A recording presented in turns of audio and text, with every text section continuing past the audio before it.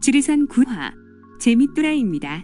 지리산 구화는 실종된 이다원의 수색으로 시작합니다. 지난 8화에서 이다원은 누구인가에게 쫓겨서 넘어지게 되었습니다. 이다원을 쫓던 검은 장갑에는 요구르트가 담겨있는 비닐이 쥐어져 있었습니다.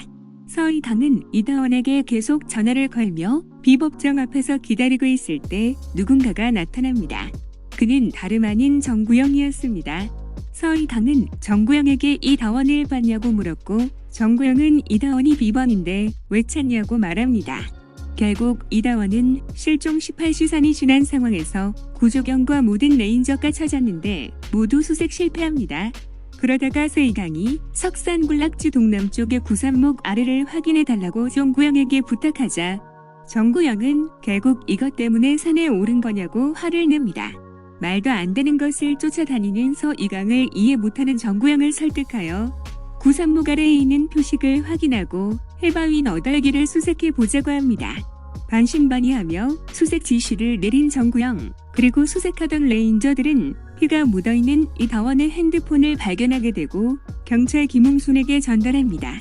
수색하던 레인저들이 수색 종료를 이야기할 때 정구영은 수색 범위를 넓혀보자고 하고 암능지대와 너덜바위를 수색하라고 합니다.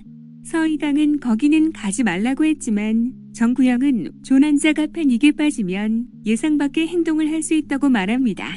이때 경찰 김웅순이 이다원의 핸드폰에서 발견한 녹음 파일을 발견하고 확인해 보니 해동분소 소장 조대진과의 대화였습니다. 얼마 안 있어 레인저들은 피 흘리며 죽어있는 이다원의 시신을 발견하게 됩니다. 이때 이다원의 손에는 검은 장갑이 쥐어져 있었는데 그 장갑에 조대진이라는 이름이 적혀 있었습니다. 이다원의 시신이 실려와서 앰뷸런스에 실릴 때 경찰 김웅수는 조대진에게 동행을 요구합니다. 서이강은 조대진에게 어떻게 그럴 수 있냐고 울면서 항의합니다. 사무실에서 정구영은 서이강을 위로하기보다 서이강이 돌아와서 이런 일들이 계속 벌어지고 있다고 돌아오지 말았었더라면 좋았겠다는 말을 내뱉고 맙니다. 상처받은 서이강이 울고 있을 때 약촉했던 아저씨가 사색이 되어 달려옵니다. 강현조가 나타나 이번에 있던 구산목 표시는 자신이 한 것이 아니라고 전달해달라고 했습니다. 서이강은 이다원의 유류품의 수첩이 사라지고 관찰 카메라도 사라진 것을 확인하고 여전히 살인범이 산을 돌아다니고 있다는 것을 깨닫고 휠체어 타고 비법정에 들어갔다가 넘어져 정신을 잃습니다. 다시 2019년 서이강과 강현조는 진상 등산객을 하산시키고 다시 출동합니다.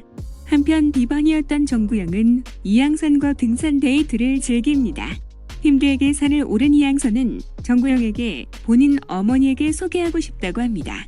정구영은 바로 답을 하지 못하다가 만나자고 했지만 물을 가지러 가서는 미묘한 표정을 짓습니다. 서이강과 강현조는 산신제 준비를 둘이 하느라 정신이 없습니다.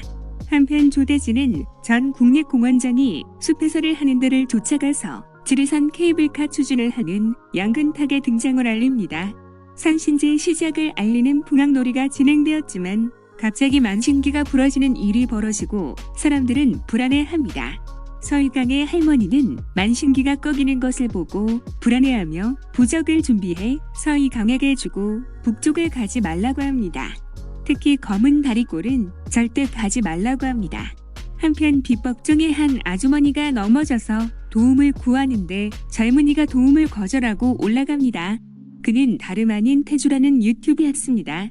그는 전국의 기괴한 곳을 소개하는 사람인데 검은 다리꼴 마을의 비밀을 캐러 들어갑니다. 강현조는 승아가 보낸 링크로 유튜브 라이브를 보다가 태주가이를 당하는 것을 보게 되며 구화를 마무리합니다. 10화 예고편에서 레인저들이 조난자를 구하러 검은다리꼴로 들어갔다가 낭패를 당하는 이야기를 보여줍니다. 이다원의 살인범으로 조대진이 손쉽게 잡히는 것이 너무나 의심적이고 서이강에게 탓을 돌리는 모습을 보며 정말 정구영이 이세혁의 공범이며 여러 사람을 사고사로 죽인 살인범이 아닐까 하는 확신이 더 드는 이야기였습니다. 과연 범인은 누구일까요? 재밌더라였습니다.